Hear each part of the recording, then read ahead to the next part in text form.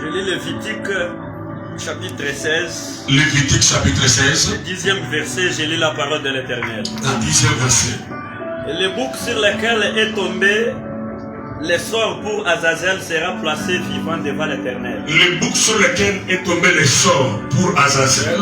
Musi ule panaangukia sori ya Azazel. Ouais. Le bouc sera tombé, sera placé vivant devant l'Éternel. Sera placé vivant devant l'Éternel. Atawekwa mzima kumbele wa milele. Afin qu'il serve à faire l'expiation et qu'il soit lâché dans le désert pour Azazel. Pour Azazel. Ouais. Il va servir d'expiation. Là on va mettre le péché, qu'il soit maudit et relâché au niveau du désert. Là on nous parle du bouc. Église, retenez bien, on nous parle du bouc qui va servir d'expiation, sur lequel on va poser le péché de la personne. Le bouc, il va servir d'instrument d'expiation qu'on va libérer dans le désert. Donc bataweke barabeba mbushi banaweka po misemo kwa ule kuna maproblème, ule kuna nzambi anaweka pambushi mwanaume kama neka comme ça njo anenda kumulibérer à partir du désert, ule mbushi anenda na manzambi yake. Ouais. Je lis Ésaïe chapitre 58, le 12e verset, je lis la parole.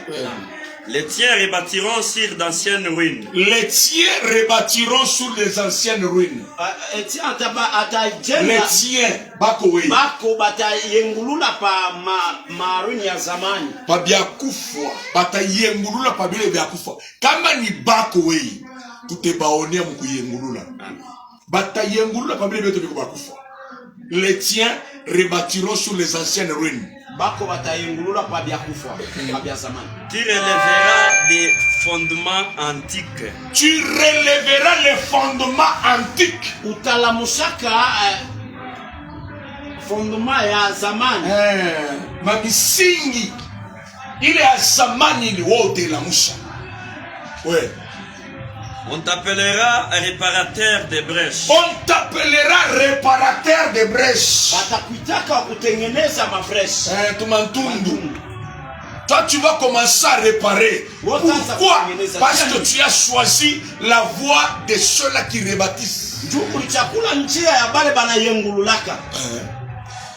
C'est lui qui restaure les chemins. C'est lui qui restaure les chemins. Il y a certains chemins qui étaient là, mais qui ont besoin de restauration. Parce qu'il y a ceux-là qui étaient passés avant toi. Mais ces chemins sont bouchés. Voilà pourquoi la pauvreté dans ta famille. Est-ce qu'il n'y avait pas d'argent? Non, le problème n'est pas la sorcellerie, le problème c'est les chemins qui sont bouchés. Amen. Hein? C'est pourquoi quand Jésus est venu, il s'est proclamé, je suis le chemin. Il connaissait que les autres chemins étaient bouchés. Pourquoi Jésus a dit je suis le chemin? Pourquoi? Parce qu'il y avait un chemin pour entrer dans Canaan qui devrait passer par les Philistins. Mais Dieu dit dans Exode chapitre 13 verset 17, la Bible dit ceci, que j'ai vu, si je vous amène par ce chemin-là, mais qu'il soit court, vous ne serez pas content. Vous allez vous attrister. J'ai frayé un autre chemin. Un esprit, c'est-à-dire quoi? Dieu savait, Dieu connaissait qu'il y a des chemins, pour l'emprunter. C'est bien, c'est très court. Parce que vous savez Joseph, Parce que Joseph est premier ministre. Joseph ni premier ministre. Quand vous partez, Wakati mko c'est très court. ni mfupi. Vous irez même enterrer Jacob. Et pour retourner, na mtarudia. et si vous n'avez pas Jacob, Kama mna na Jacob, vous entrerez dans le même pays. ya nchi moja ile. Lakini Par Moïse kupitia Musa et par son beau-frère Onama, kwa ndugu yake il y a des chemins qui vont s'ouvrir, qui vont changer à partir de toi.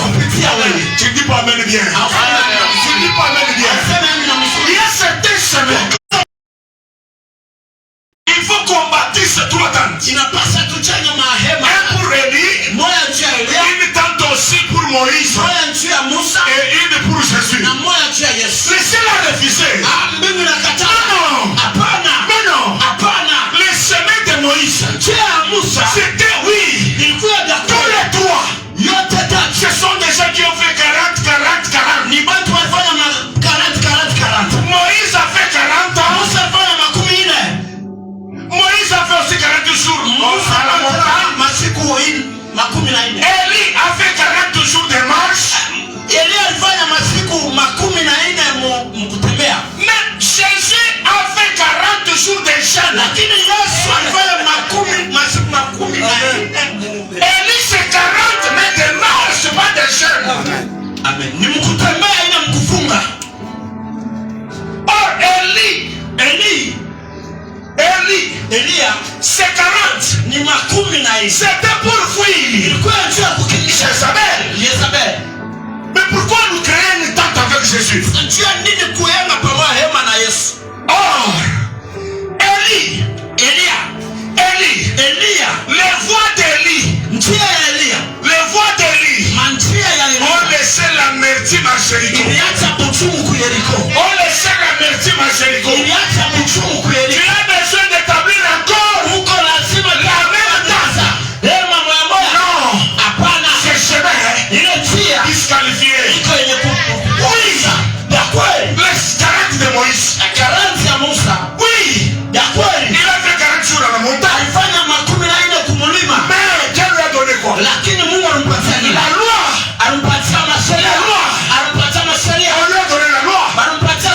Mais est-ce que la loi a amené les gens à la perfection? Non. Même lui-même, la loi l'a empêché d'entrer. Non. 40 déclenchés. C'est pourquoi Jésus, il fait 40 jours et 40 nuits. 40 jours et 40 nuits. À la montagne. En priant. Il a prié. Et quand il est descendu, on comprend qu'il est monté là-bas pour affronter les diables. Premier affrontement. Vis-à-vis avec les diables.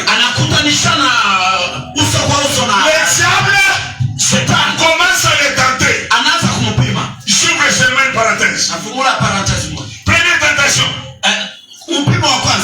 Si tu es fils, je parle de l'héritage, des rôles que les fils doivent jouer, c'est l'héritage du père. Les diables s'attaquent à l'identité du fils. Si tu es fils, pourquoi? Parce que le Saint-Esprit l'a justifié comme étant celui-ci est mon fils. Et les diables qui n'acceptent jamais, ils disent son fils de Dieu. Il dit si tu es fils, ordonne à ce pierre, ordonne à ce pierre, que ça soit de pain. Piège. Or Jésus a deux choses. Jésus a deux choses qu'il ne donne pas au hasard. C'est le pain et le vin. Le pain et le vin. Jésus ne le donne pas en désordre. Parce que Jésus a plusieurs sortes de pain.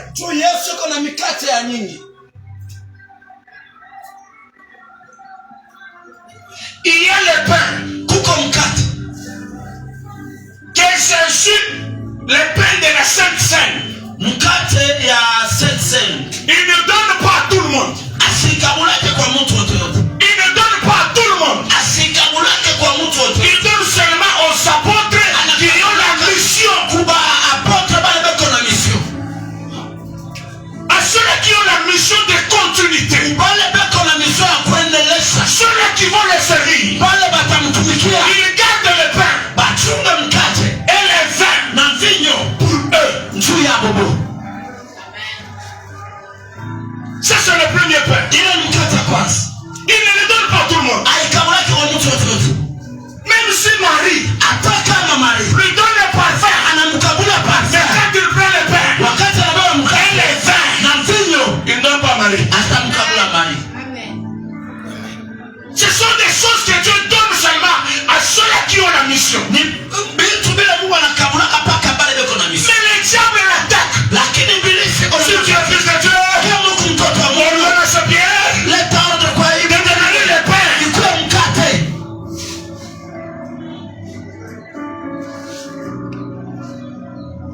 Qui donne le pain? Ila analeta mkate. Et les vins, Na mvinyo. ensemble, Yote pamoja. il donne le pain Analeta et les vins. na analeta mvinyo. Mais quand tu n'es pas en face des apôtres, Lakini wakati anakumbele ya baba. le même Jésus, Yesu mwana ule. quand il est en face de la foule, Wakati ako kumbele ya wingi,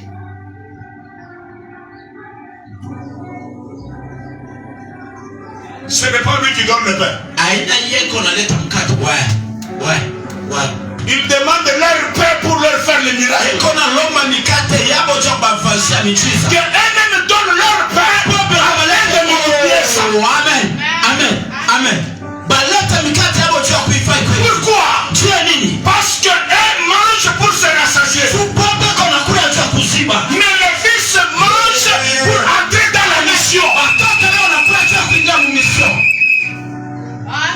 Eux, bon, ils doivent donner leur pain. Banapasa kuleta Si mikate. tu es du côté de la foule, Kama kukungambo ya wingi. sache que Jésus ne peut rien donner pour toi. Kusema Yesu atapata kitu. C'est toi qui dois emmener et Jésus va multiplier. Wewe ndio unapaswa kuleta na Yesu. Il y a des choses qui sont là pour ses disciples. Kuko vitu biko pale juu ya madisiple.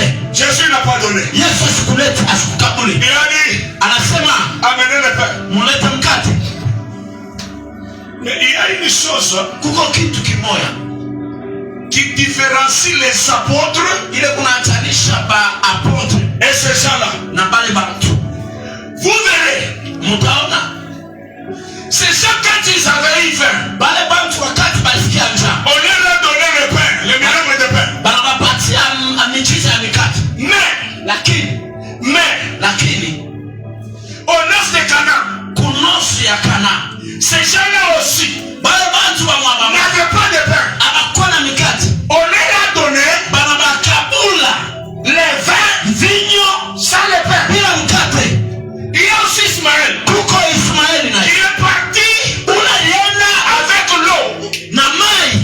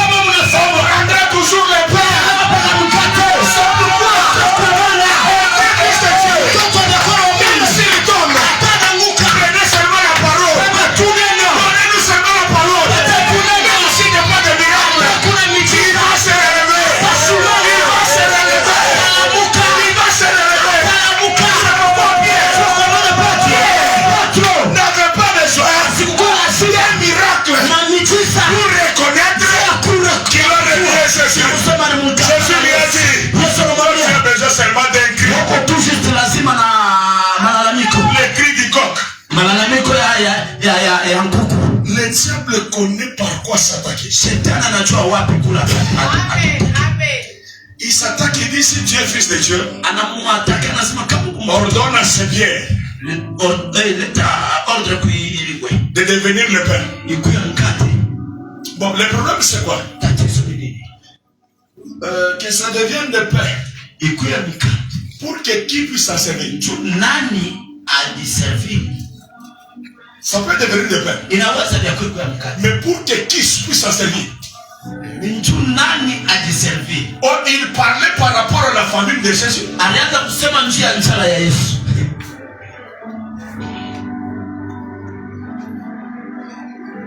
Oh, est-ce que Jésus est appelé à manger le pain de miracle? On l'a tenté. C'est pourquoi la Bible dit le tentateur étant venu.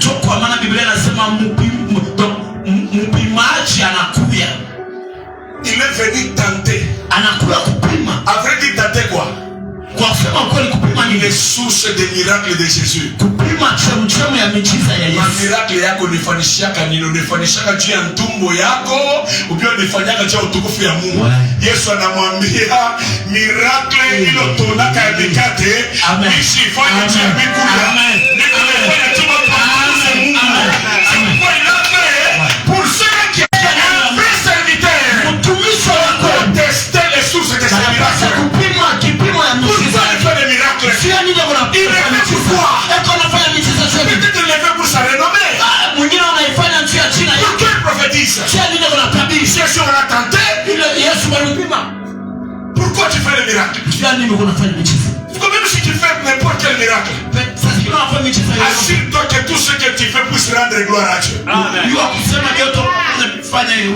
Est-ce qu'on peut terminer avec le dernier texte?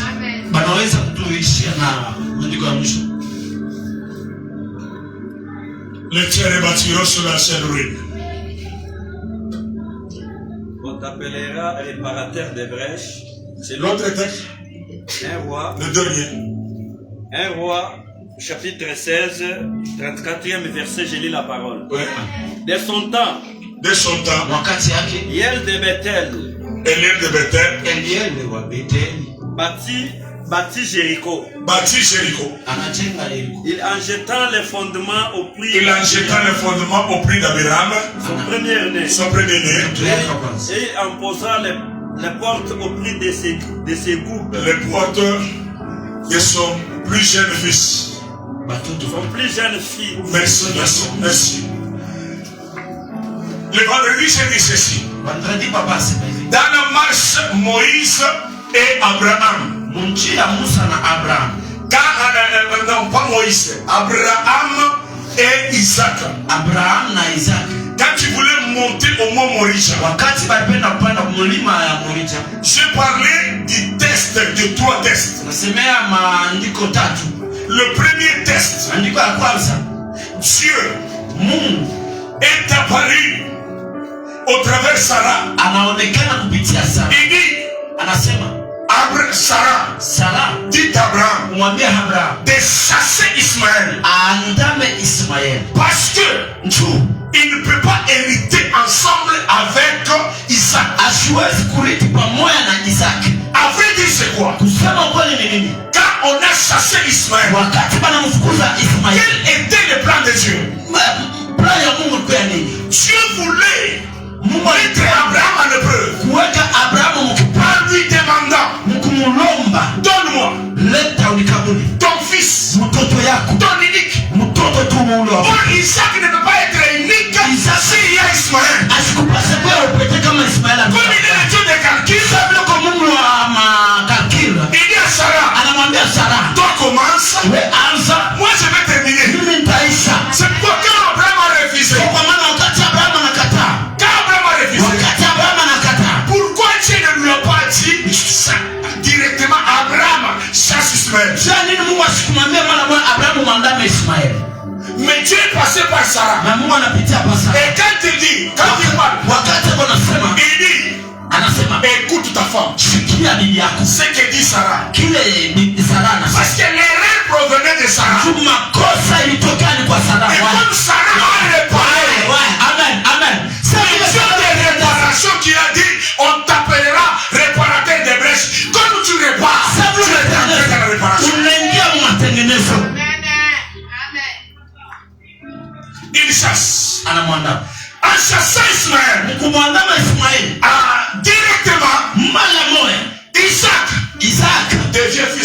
anakuwa mtoto wa upekee. Quand on demande le fils unique, Wakati wanauliza mtoto wa upekee, celui qui est unique, ni yetu kwa upekee, il a reçu. anaweza. Il est le fils unique. Eko mtoto wa upekee. Isaac le fils unique. Isaac mtoto wa upekee. Abraham reçu. Abraham anaweza. Deuxième, Ya pili, je dis que Isaac nasema Isaac commence à demander à son père. anaanza kumuuliza babake. Je vois le feu, Mimi naona moto. je vois le bois. Mimi naona Mais où est l'agneau? Agneau iko wapi? Où est l'agneau? Agneau iko wapi? J'ai dit ceci. Nasema hivi. Un vrai serviteur, Mtumishi wa vya kweli. un vrai père spirituel, Baba wa vya kweli wa kiroho. il doit vous situer la place de l'agneau dans les sacrifices que vous faites. Anapaswa kunionyesha fasi ya kondoo mu masakrifisi na mnafanya. La place de l'agneau Fasi ya kondoo. dans ce que vous faites. Mbile mko nafanya. Jean-Baptiste Yohana Mbatizaji a clôturé anafunga son chemin njia yake qu'il a préparé ili alitengeneza par la présentation ou présentation de l'agneau. ya agneau. Pourquoi l'agneau? Sio nini agneau? Pourquoi l'agneau? Sio nini agneau? Pourquoi on ne présente pas le bélier? Sio nini abaoneshe belie. Le bélier on ne présente pas. Belie abaoneshaka. Le bélier on ne présente pas. Belie abaoneshaka. Le bélier c'est la surprise de Dieu. Belie ni surprise ya Mungu. C'est Dieu qui pourvoit. Ni Mungu ndio anaonyeshaka. Mais l'agneau, doit te présenter. Anapaswa kuonyeshwa. Le mandat père spirituel, l'agneau. Kuba baba wa kiroho ba agneau. Il vous montre l'agneau dans ce que vous faites. Agneau kwa mbele mnafanya. Montrez-nous l'agneau. Utuonesha agneau. On nous montre l'agneau dans la mort de Lazare. Kama tuonesha agneau mulufu lwa Lazare. Quel joue l'agneau? Le rôle joue agneau. Siku kani role ile agneau kona tumia. Quel est le rôle joue l'agneau? Role kani agneau kona tumikia. Dans l'impudicité des maris qui offrent. Mubusarati bwa mari ule kona toa. Amen. Quel est le rôle que joue l'agneau? Role kani agneau kona tumika. Dans Simon qui est Simon là-bas. Simon le ko Simon pa. Quel est le rôle de l'agneau dans l'appellation de Simon qui croit en lui, qu'il est le fils de Dieu? Qu'est-ce que l'agneau fait? Agneau kona fanya nini? Qu'on te montre la place de l'agneau. Konesha fasi agneau. Moi je te montrerai toujours la place de l'agneau. Napenda konesha fasi agneau. Je ne te montrerai pas la place du lion. Papa sitakonesha fasi ya simba. Non, non. Hapana. Je montrerai la place de l'agneau. Ataonesha fasi ya kondoo. Parce que la face du lion, Uso wa simba. ce sont tes ennemis qui verront la face du lion. Ni maadui yako wataona uso ya simba. Mais toi, Wewe tu verras la face utaona uso de l'agneau. ya kondoo. Pourquoi? Sio nini? Parce que l'agneau Tu kondoo. est chargé Eko pale. d'ôter le péché. Kutosha Il mazani. va ôter le péché. Kutosha mazani. Et le fils va être sanctifié. Na watoto wanapaswa C'est kutakasiwa. pourquoi Marie Soko maana a Maria failli perdre son impudicité. boka na busarati bwake. N'avait pas peur. Asikuwa na boka. N'avait pas peur. Asikuwa na boka. N'avait pas besoin d'une autorisation. Asikuwa lazima na La autorisation. femme a la perte de temps. Mwanamke wa kupotesha. Elle avait la perte de sang. Alikuwa amepotesha. N'avait pas peur de la loi. Kwa boka na Il a sana. dit, Anasema on va présenter l'agneau. onyesha kondoo. Parce que si l'agneau, Kama il kondoo. est pour prendre des péchés. Kama mazani Je yangu. te montre la place de l'agneau. Onyesha fasi ya kondoo. Dans ta faiblesse, Muma faiblesse il y a l'agneau. muko kondoo. Il y a l'agneau. Muko kondoo. Il y a l'agneau. Muko kondoo. Toi, tu n'es pas du temps d'Abraham. Wewe una wakati Du Abraham. temps d'Abraham, Wakati Abraham. Abraham n'a pas si montré à son fils l'agneau. Hawezi kuonesha mtoto wake kondoo. Ouais.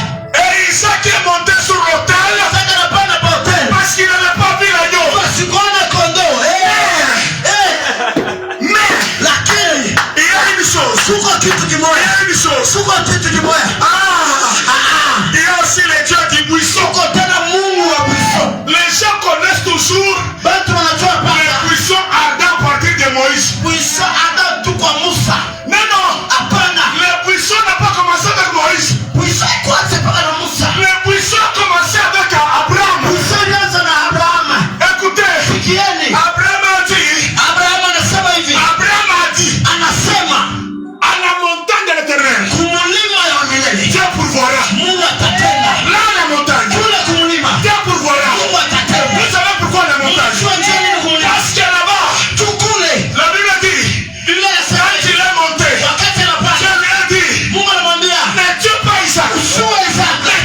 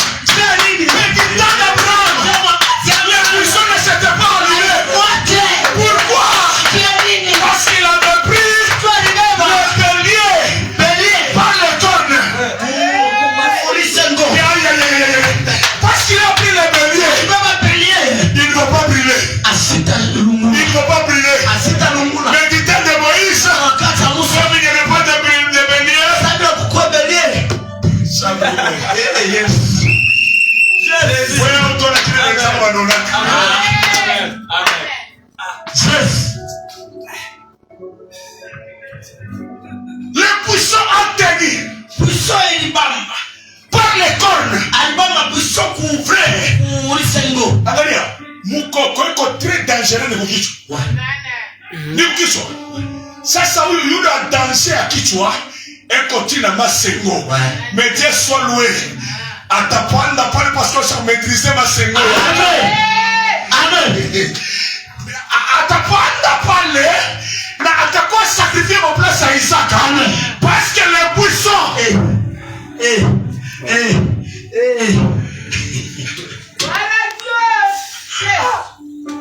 Amen.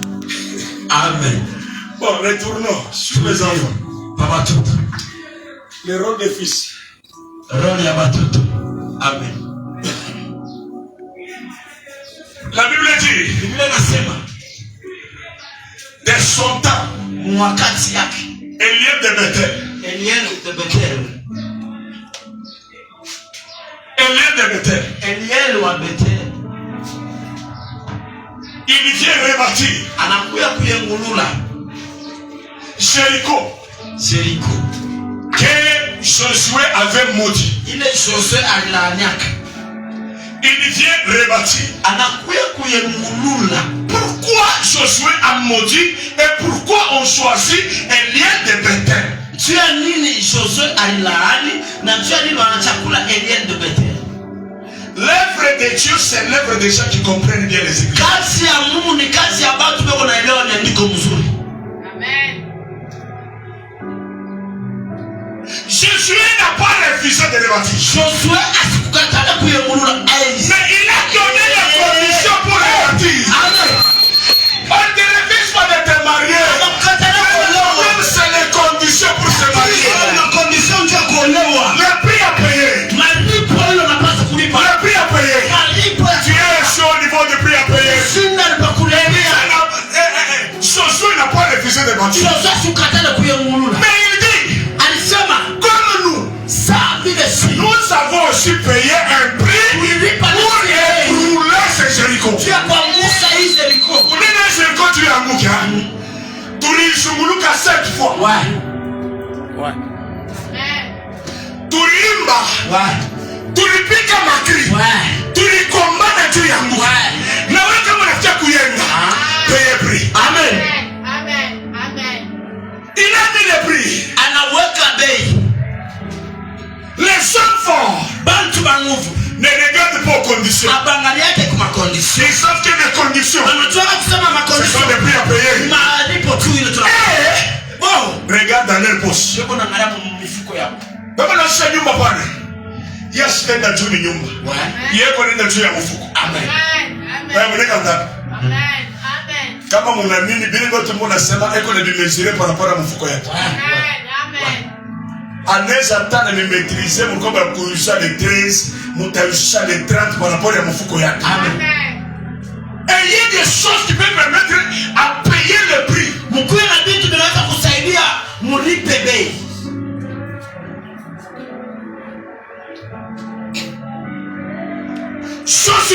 Joshua Il déclare, anasema celui qui voudra rebâtir, ule atapenda kuyenga kuyengulula, il poserait les fondements atawekaka fondation au prix kubei de son fils aîné. ya mtoto yake wa kwanza. Mais s'il peut maintenant mettre des portes, Kama napenda kuweka milango,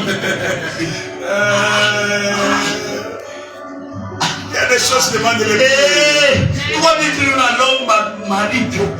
Josué dit, Joshua anasema celui qui veut rebâtir, atapenda kuyengulula, il sacrifiera atatoaka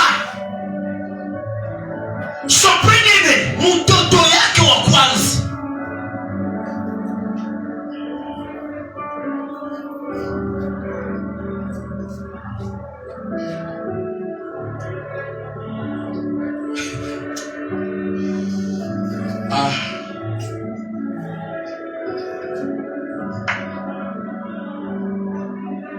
et s'il veut mettre des portes, Na kama anafaa kuweka milango, il sacrifiera le plus jeune, le cadet. atatoaka wa mwisho. Josué part. Yoshua nenda Eliel de Bethel, Eliel de Bethel il s'élève. anasimama Il dit, moi je vais bâtir. Anasema mimi nitaenda. Et ces textes sont là toujours présentés comme si c'est quelqu'un qui était maudit et il vient provoquer la malédiction. Koko hii imeandikwa kanisa kubana tolesa mpaka sasa. Ikusa mtu mwa albia mwenye kulaini sana. Sio vile. Mwa wote wanaonesha kusikia hii mahubiri. Si mnaona tukasema no, Eliel, bado bila pa mali ya kisasi. Unaona yeye anafia kuyenga, vile wala paka, maana mwana fuisha. Leo mimi nafia kuambia le bon côté ile na wewe kuna kuchunga. Pa hii mambo. Pourquoi? Suivez-moi attentivement. Mfateni pole pole. Na mzuri. Jacob. On connaît tous comme Jacob, c'est lui qui a commencé avec Bethel. Mais Bethel n'a pas commencé avec Jacob. Bethel a commencé avec Abraham. Quand vous lisez Genèse 13, vous lisez seulement 13 à partir de 4. Donc vous descendez, c'est vous commencez 13, 1, vous commencez à descendre. Vous trouverez qu'Abraham avait bâti un hôtel là-bas. Comme preuve, les jours où Jacob a passé la nuit là-bas, il n'a pas trouvé l'argent. Il n'a pas trouvé les avions. Mais il avait trouvé les anges là-bas. N'est-il pas écrit que les anges montaient et descendaient? C'est-à-dire qu'il y avait des anges en permanence. Il est fallu qu'on ait muko busharata en permanence. Juma buyenye kaunte. Bali ususha. Muko buishi.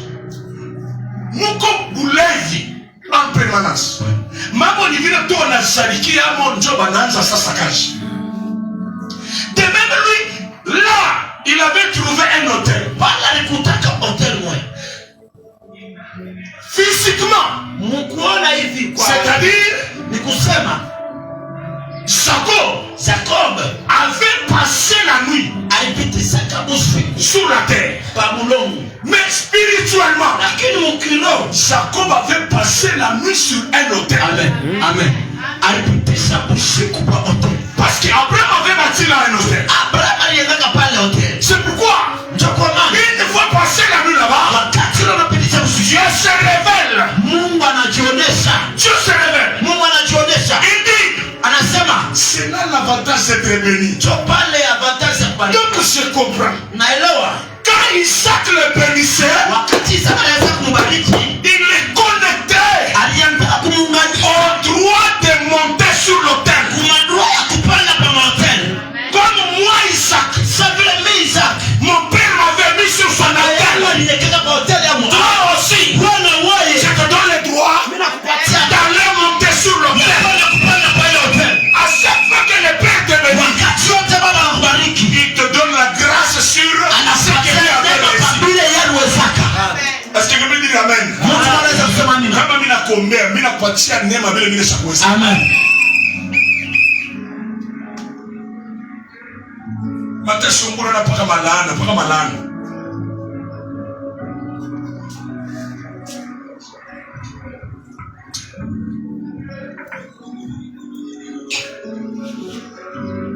Donc spirituellement il a passé la nuit sur cette eau. Et il dit c'est lié redoutable. Il dit quoi? Moi je ne le savais pas. Donc c'est lié à un impact spirituel. Mais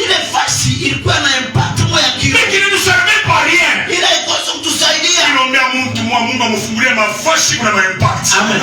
Kama mavazi kuna impact mais wewe hujui. Mambo yako yaanze kwenda bali mavazi.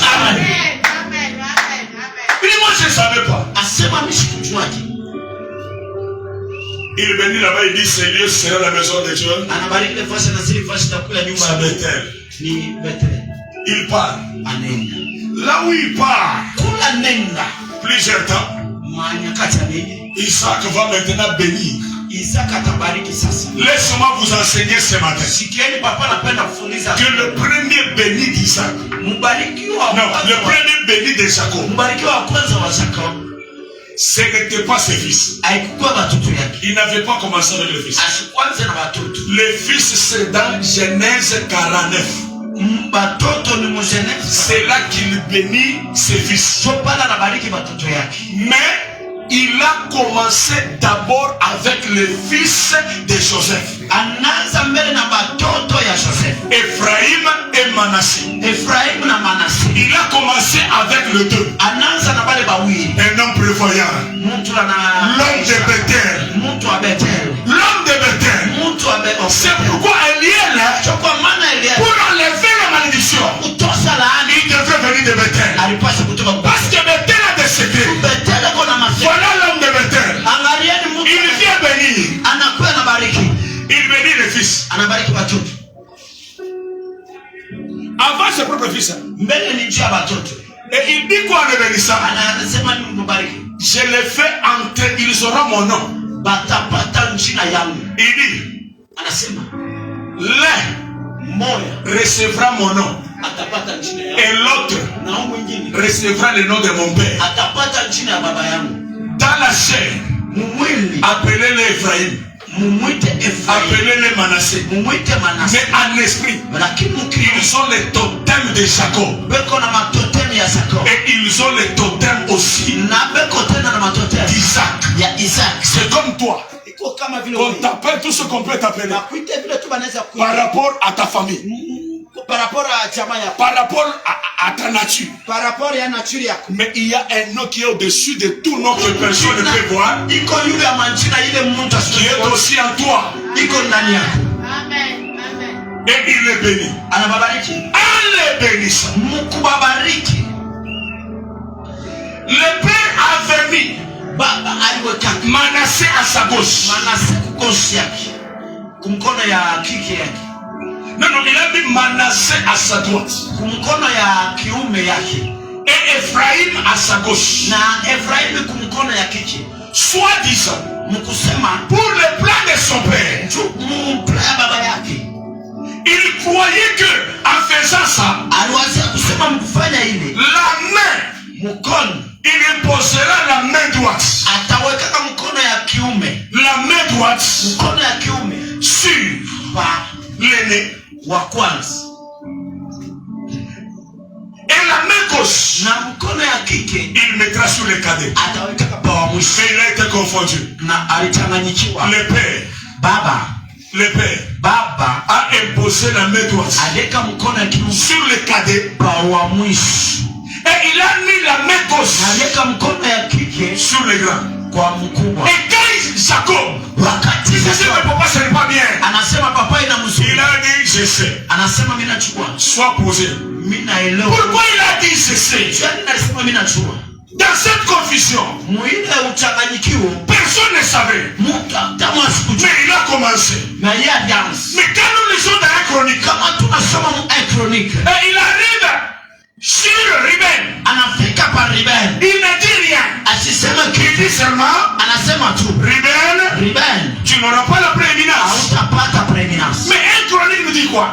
Chronique anatuambia nini? Il nous dit, Anatuambia quand il bénissait les fils de Joseph, wakati anaanza bariki baba. après dire, il leur donnait le droit de naissance. Kusema kwenda makabula droit de naissance. Il les a donné le droit de naissance. Amen. Amen. Ce sont des fils, Ni batoto. mais qui ont le droit de naissance. Seko na droit ya de naissance. Maintenant, on arrive sur le terme. Tunafika pa kishini. Josué vient. Josia anakuya. Il maudit. Anamlaani. Il dit, Anasema Jéricho, Jericho c'est lui qui voudra te bâtir. atapenda kuye. Il paiera le prix Atalipaka bei de son premier-né. ya mtoto wake wa kwanza. Et s'il veut mettre des portes, Na kama napenda kuka milango, il va sacrifier son. Avant d'entrer en Canaan, il faut la circoncision. mbele ya kuingia mkana inapasa kutekeleza. Comme lui est de la race de ceux-là qui échouent, Yesu vile alikuwa kurasi ya wale walishindwa.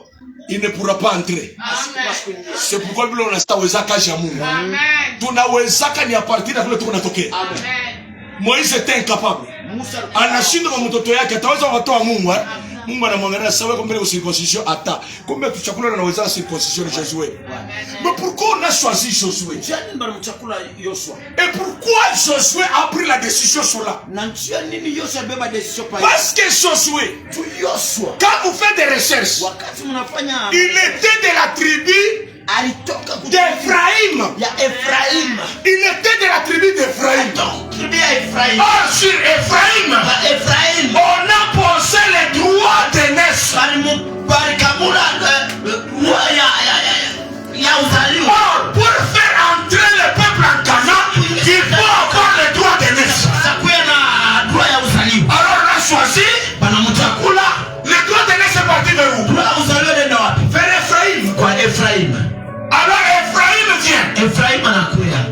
Il décide. C'est lui qui voudra rebâtir ça. Est-ce que Rita peut se lever sa tête? C'est lui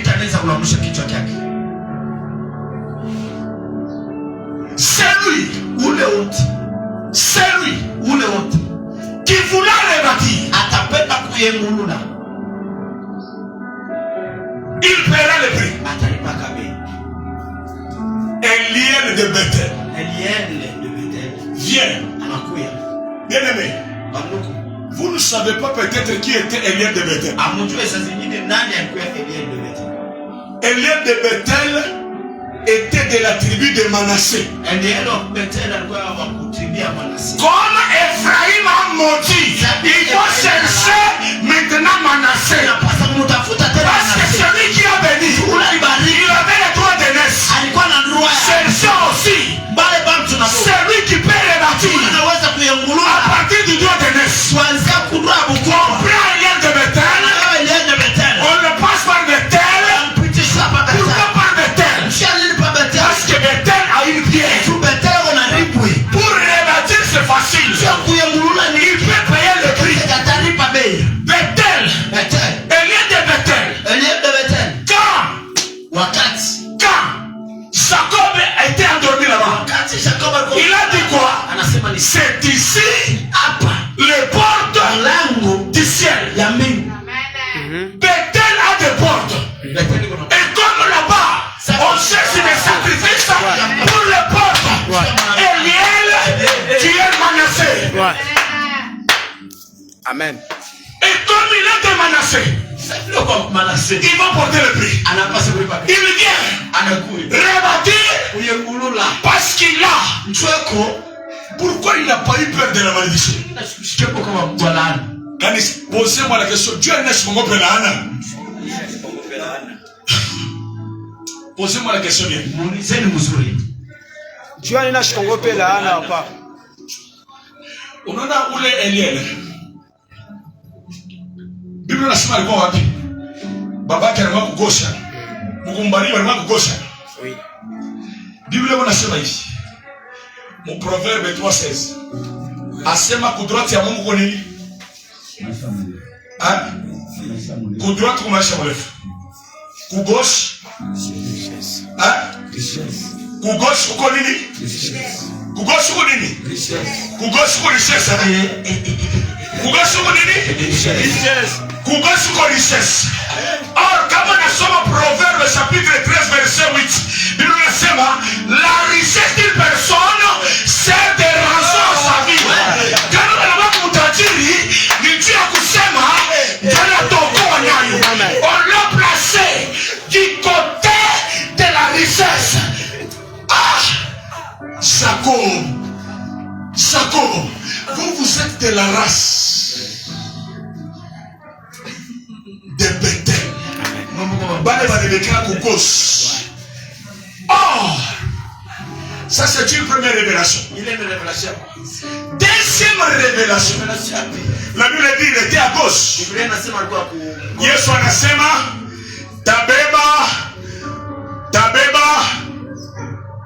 tabeba kondolo. Teweka wapi?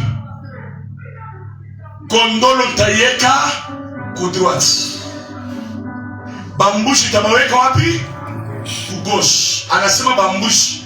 Kisha anasema babuk tabaweka ku gauche. Or, kule ku gauche, premièrement, mille mois, bana mu transformer comme une richesse. Or, kule ku gauche tena bana muweka, Yesu anasema taweka kwa bambushi. Or, mutexti mule tunasoma Levitique, mule anasema mbushi kazi yake ni kumweka mkono abebe laana. Donc on l'a placé comme une machine transportée de la malédiction. Dieu ne veut pas seulement que tu sois béni, tu sois aussi une machine transportée de la malédiction. C'est pourquoi ouais, tu as kutesa vile watesha famille yenu, chuku na wewe na balaana nyingine. Ah, sasa wasema nani? Amen. Amen. Ndio kile majaribu inapita. Bado nasema mtabebe ule mbushi mwanaume. Mtaweka hapo juu abebe laana. Amen. Mungu ni Mungu ambaye ana comprendre. Amen. Race ya Bethel ni bale bantu wanawezaka. Race ya Bethel ni bale bantu bongo pake pria paye. Ata priko ya je astakimia. Anakimbia ke korantu mwana toka. Ikoneke mambo ni pria paye. Anakimbia ke mariage chuma mwana toka. Ikoneke ni pria paye. Amen. Beko na nilipisha na mtoto wangu. Kama ilikuwa ni mtoto wangu kama silifanya hivi. Ni mtoto wa wenyewe. Bako wala nilipisha chuki na nilibeba. Je veux payer le prix. Tutaseka naye. Amen. Paye le prix. Amen. Sur la race de Bethel. Paye le prix. La race de Bethel n'a pas peur. Tu vas travailler pourquoi? Il dit je vais travailler 7 ans. Unaachile Mungu anamtapa Yakoba. Anamtapa anasema wewe mimi nataka kubariki juu unakombanaka na bantu kisha unakombanaka na Mungu mais unatoka vainqueur. C'est que aongopake prix à payer. Tu payes le prix. Sois la race de ceux qui payent le prix. Laisse-moi clôturer. Laisse-moi clôturer avec ce que j'ai enseigné le vendredi. On nous a relaté l'histoire de cet homme 38 ans depuis qu'il était malade à la piscine. Il a fait 38 ans à la piscine. J'ai parlé ceci. J'ai dit le problème n'était pas au niveau de l'ange. Le problème était au niveau des principes. L'ange descendait de temps en temps. Il bougeait de l'eau. Et quand il bougeait de l'eau, comme lui a bougé de l'eau, l'ange faisait quoi? L'église prêchait ensemble. L'ange faisait quoi? Il bougeait l'eau. Il bougeait l'eau. Alors il demandait aussi aux gens quoi? Si moi je bouge l'eau, vous aussi bougez. Ouais. Mais en bougeant, soyez les premiers. Soyez le premier. Pourquoi? Il a demandé d'être le premier. Parce que vous avez vu des anges monter et descendre. Mais vous n'avez jamais vu un ange. C'est moi le premier ange à descendre et bouger l'eau. Et comme je suis le premier, vous aussi soyez premier. C'est pourquoi Dieu dit comme moi je suis sage, vous aussi soyez sage.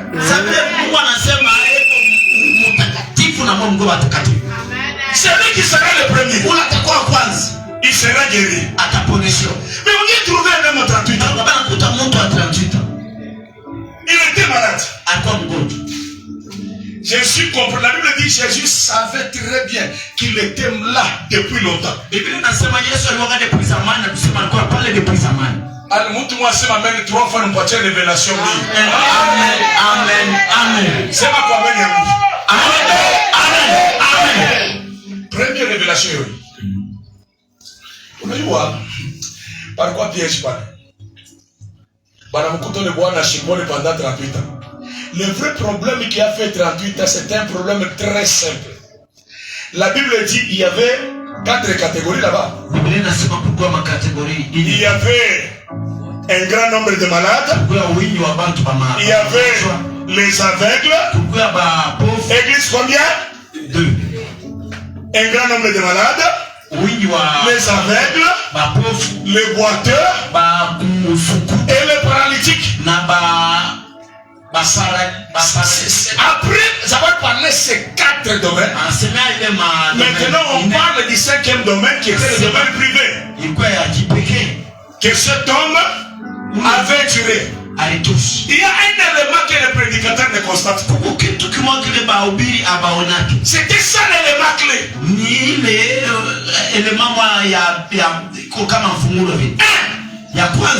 La Bible dit, celui qui s'est jeté, il était guéri quelle que fût sa maladie.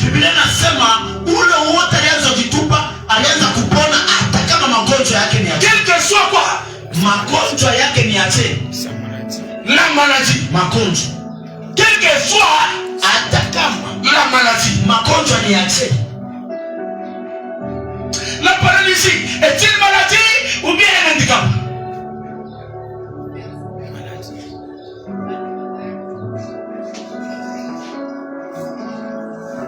Parce que la Bible dit, il y avait un grand nombre de malades, il y avait aussi les paralytiques, il y avait aussi les aveugles. Pourquoi on n'a pas mélangé les aveugles parmi les paralytiques ou bien parmi les malades?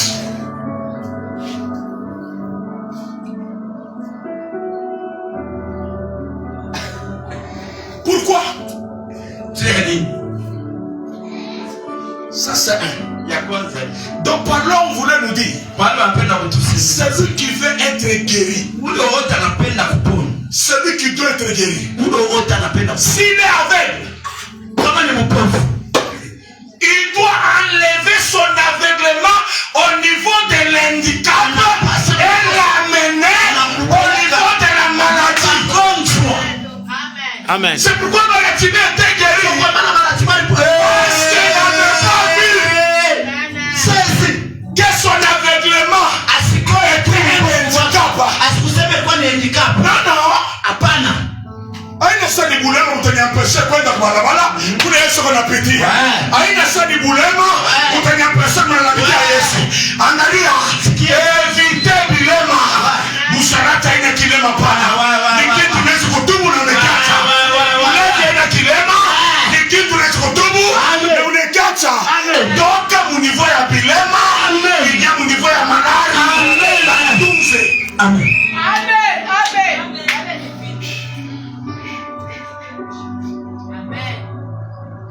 Ça c'était un.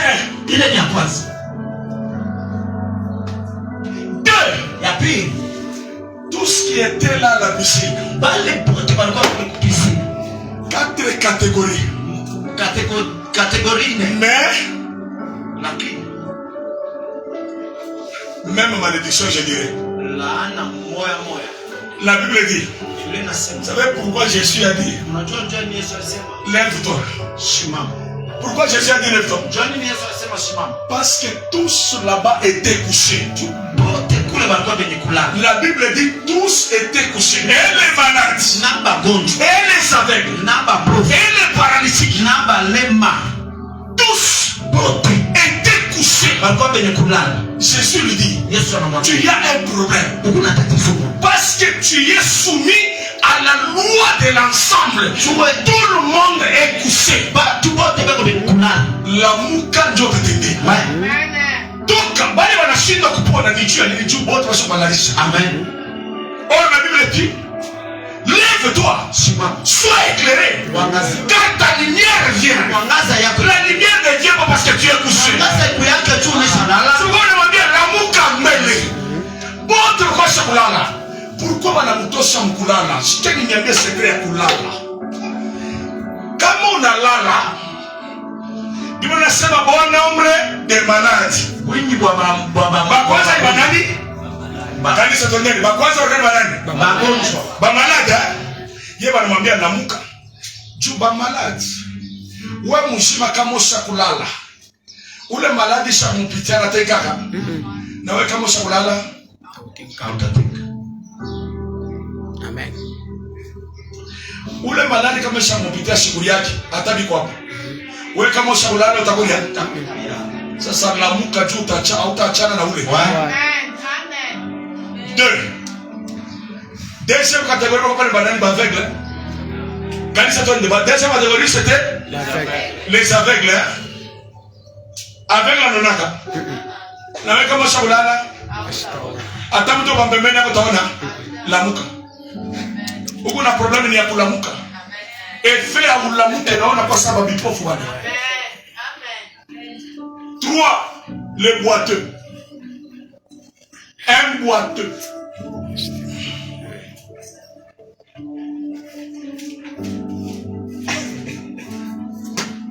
Na wewe kama shaulala ukifie kona ni bila kona na mwesprit. Abino shona nilicho moyo ukifia kutreka ni ngambo moyo. We afinga mwenye boiteux ni ngambo moyo. Trois, les paralytiques. Les paralytiques balo shakulala mkitani kama wakitu musalon kinakuwa munjina kutakibeba. Dieu a dit paralysé. Hein? Tu es paralysé. Ouais. Lamuka. Lamuka. Ni mkulala njole mwanamke alilikuta na yana kwa sasa kufisha mtoto. Mepara ni lamuka. Ni mkulala njo mule Jacob alionekanaka sasa ni bwana yake Lea. Kama na lamuka. Amuta machia Lea. Lamuka. Lamuka, comme danger. Amen. C'est pourquoi Jésus lui a dit, lève-toi. Lève-toi. Lamuka. Il n'a pas dit lève-toi et marche. Asikwambia lamuka na utembee. C'est ça la différence entre Jésus et Pierre. Sio kati ya Yesu na Petro. Si tu te rencontres avec Pierre, Kama unakutana na Petro. c'est au nom de Jésus, Ni mjina la Yesu. lève-toi Simama et marche. na utembee. Mais si c'est Jésus, Kama ni Yesu. j'aime l'agneau. Ninapenda. Si c'est Jésus, Kama ni Yesu. lève-toi, Lamuka. mais ne marche pas. Lakini Prends d'abord ton lit. beba mbele kipanda chako. Prends ton lit. Beba mbele kipanda. Il n'y a pas à laisser. Hakuna cha kwanza. Israël, Israeli. tu dois sortir. Unapenda kutoka. Prends aussi l'argent. Beba na makuta. Prends l'argent. Et puis tu sors. Na utoke. Prends ton lit Beba. et marche. Na utembee. Pourquoi les lits? Jua nini kitanda? Les lits, c'était là où il y avait les combats. Ilikuwa ni pale palikuwa bukomvi. Ule bwana kiuna tokelelea kisha kupona, sauti ya kwanza wanamwambia il n'était pas permis d'emporter les lits. Kupona hatukatali. Mais kubeba kitanda hapana. Yesu atawashirikisha. Amen. Wewe. Amen.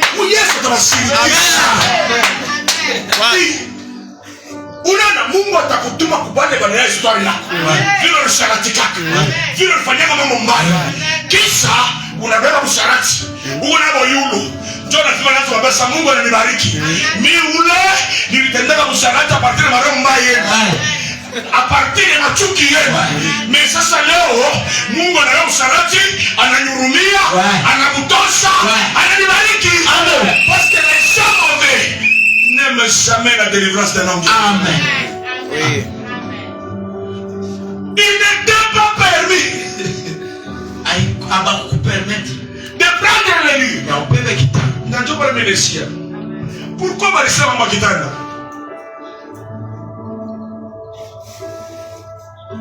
Ukapaka mama aliongeza. Il n'était pas permis de porter le lit. Le jour de sabbat. Le jour de sabbat. Le jour de sabbat. Il n'était pas permis de porter Le lit. alors celui qui m'a guéri m'a dit prends ton lit Et marche. d'un côté à travers Canaan. Kiaula limwambia. Il n'était pas permis de prendre le sabbat. Oui. Il n'était pas permis Ouais. de prendre l'argent. Amen. Tu vas pas te mouler caca. Baba va voir masikini. Je te donne. Amen. Prends l'argent. Amen. Quand tu m'appelles, tu n'as il n'était pas permis. Il y a quoi, mais à quoi? Moi, je te donne. Amen. Prends les mariages. Amen. Marie tes enfants. Amen. Marie-toi. Amen. Sois béni. Amen. Et le travail. Amen. Il y a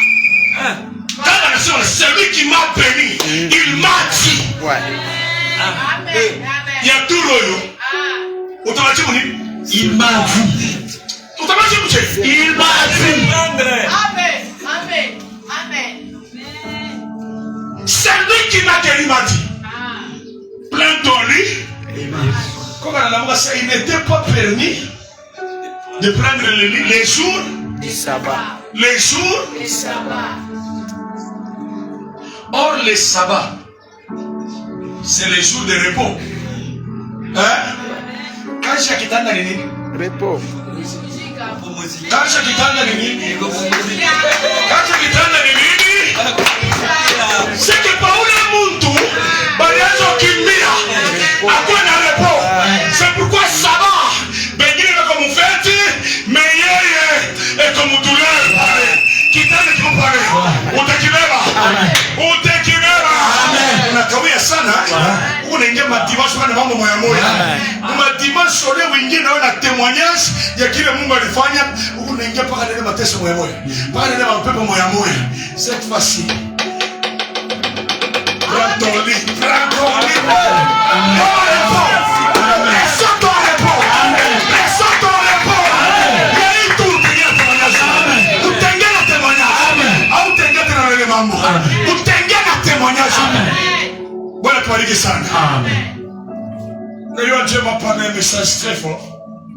J'ai vu mes enfants partir avec mes enfants. Et le bus dans lequel étaient tous mes enfants, c'était un bus qui devait faire l'accident. Avant seulement tout le monde devait me mettre mort. J'étais le premier à sauter et je m'inquiétais sur mes enfants. Mais j'ai vu une chose. Tous mes enfants sont sortis sains et saufs. Amen. Dieu les a sauvés. L'accident n'a emporté personne. Amen. Mais une chose que j'ai regrettée, c'était la distraction. J'avais vu tout le monde, je leur disais, faites vite, nous voulons atteindre le lieu où nous partons, mais tout le monde était distrait. Ils disaient, non, nous sommes sortis de l'accident, mangeons un peu, faisons la cuisine. Je leur ai dit, ce n'est pas le moment de faire la cuisine. Ce n'est pas ici chez nous. Nous avons un but à atteindre. Tout ce que j'ai vu, c'était la distraction. Ce matin, je déclare, prends ton lit. Amen. Prends ton problème. Amen. Prends ta bénédiction. Amen. Il n'y a pas de problème de celui qui dit. Il n'y a pas une autre personne qui peut parler à la place de Jésus. Je t'ai montré la place de l'agneau dans cette affaire. L'agneau va prendre tes péchés. Il va ôter tes péchés. Et toi, la race de Bethel, ne paie pas le prix. Paye le prix. Race de Manassé, race de la gauche, payez le prix. Payez le prix. Unaishi kushikika mtoto wake mwanaume wa kwanza.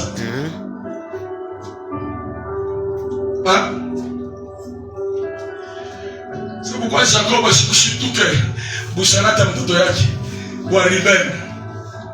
Jua ya saima erreur ita permettre toko et tutoto toi Joseph. Shini wa kwanza na wa mwisho. Kisha naangalia nasema akapetia ka Benjamin. Shini ka fils de la droite. Akapeti kata tusaidia juu tuweke korwa wa kwanza. Sa vile pepe na kotola shiku moti. Shibana kotola Mungu. Shibana kama nyemo na inyo. Alors uwe kwa mbele roi juu toshe le malédiction. Amen. Anaingia mbele wa kwanza amutayarishie David balabala. J'aimerais parler à quelqu'un. Tu as une mission. Amen. Sois sérieux. Amen. Tu as une mission. Amen. Prends la charge que tu as. Amen. Fais entrer ta famille dans ta destinée. Ouais. C'est toi qui as le poids de ta famille. Donc Josué n'a pas maudit pour tout le monde. Il a dit c'était un code. Parce que Abba Bengine, Abba Tebeba Katena Jéricho, tu as pas appris à payer. Mais moi, tu te milètes pas de code tu n'as pas. Comme toi, Mungu mambo ni code. Amen. Ni tu vas y aller dans ton monde. Après de Kibia. Amen. Alors ce matin, tu vas prier. Tu vas dire à Dieu, fais de moi plus que Bethel. Plus qu'un enfant de Bethel. Si Eliel de Bethel a payé le prix. Et moi qui suis de Golgotha. Moi je suis de Golgotha. Je ne suis pas de Bethel. Je suis de la race de ceux-là qui sont nés à partir des sacrifices de Jésus. Je dois réussir. Je dois réussir à me marier. Je dois réussir. Alléluia. Nous prions au nom de Jésus.